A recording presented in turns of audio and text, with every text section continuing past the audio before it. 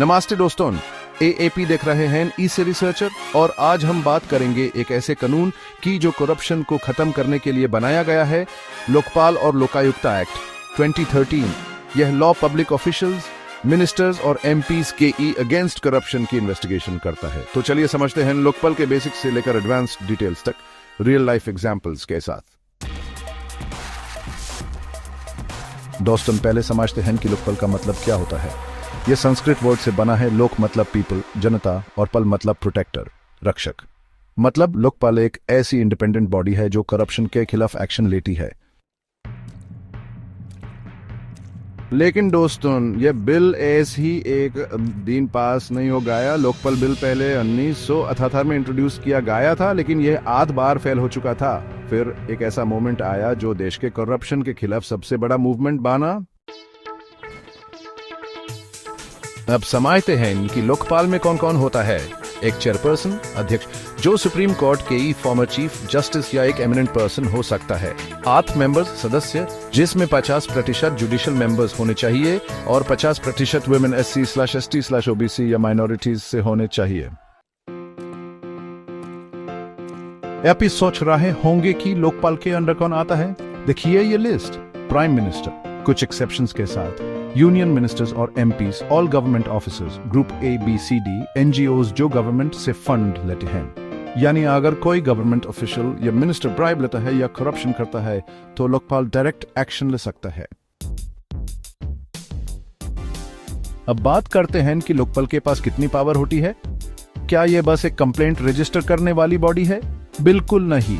देखिए ये points. Independent investigation, Lokpal किसी भी करप्शन केस की डायरेक्ट इंक्वायरी कर सकता है। सीबीआई को डायरेक्ट ऑर्डर दे सकता है। लोकपाल सीबीआई को इंस्ट्रक्शंस देकर इंक्वायरी करवा सकता है। इलीगल एसेट्स सीज कर सकता है। लोकपाल ब्लैक मनी और इलीगल प्रॉपर्टी को सीज कर सकता है। 7 साल तक की जेल हो सकती है। अगर कोई गिल्टी पाया जाए तो उसको 60 इयर्स की पनिशमेंट मिल सकती है।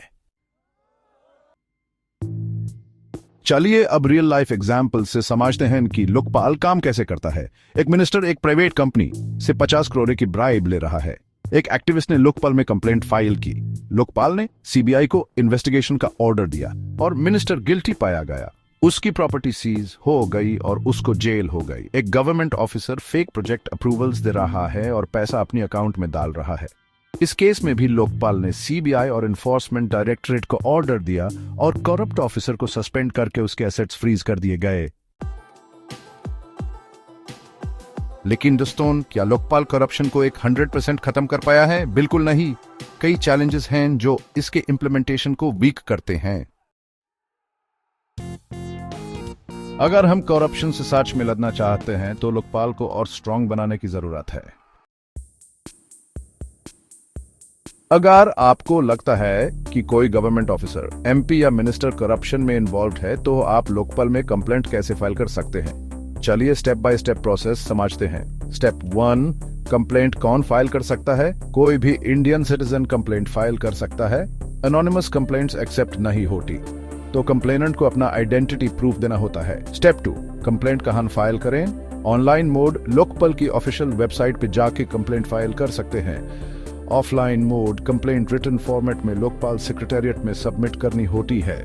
स्टेप 3, कंप्लेंट में क्या क्या होना चाहिए? कंप्लेंट एप्लीकेशन, जिसमें पूरा डिटेल्स हो कि कौन करप्ट है और कैसे ब्राइब या फ्रॉड किया गया है।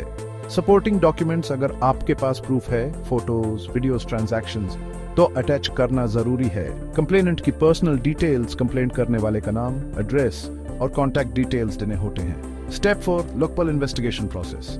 Complaint review, Lokpal team complaint को एनालाइज करती है। सीबीआई ईडी को इन्वेस्टिगेशन का ऑर्डर, अगर करप्शन का स्ट्रॉन्ग प्रूफ होता है तो सीबीआई या एनफोर्समेंट डायरेक्टरेट ईडी को इन्वेस्टिगेशन का ऑर्डर दिया जाता है।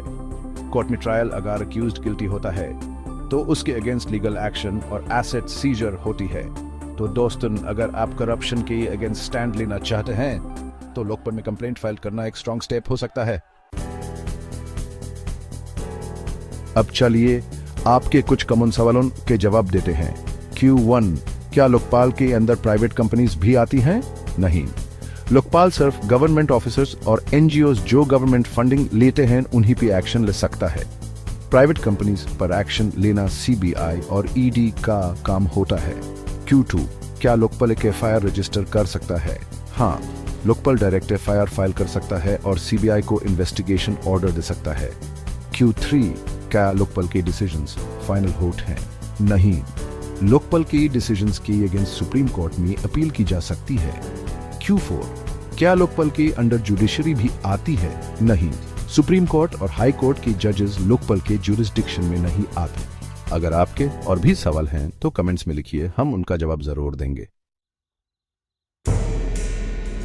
दोस्तों, थियोरेटिकली लोकपाल एक पावरफुल एंटी करप्शन बॉडी है, लेकिन क्या यह सच में करप्शन को खत्म कर पाई है? हाँ, लोकपाल के आने से करप्शन केस में ट्रांसपेरेंसी बढ़ी है, लेकिन पॉलिटिकल इंटरफेरेंस और ब्यूरोक्रेटिक हर्डल्स इसके इफेक्टिवनेस को लिमिट कर रहे हैं।